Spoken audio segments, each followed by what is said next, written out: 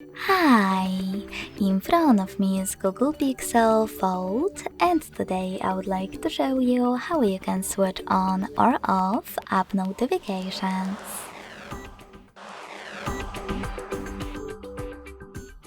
First of all, go into Devices Settings and scroll down just a bit to access notifications. Following that, select App Settings.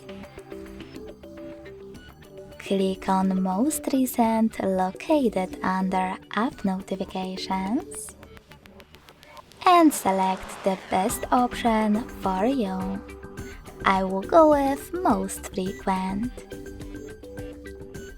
Now just tap on the blue switcher next to one of your apps from which you want to block notifications.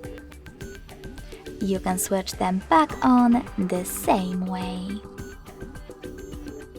If you want to, you can also just click on one of your apps located on the left and manage all notifications from here.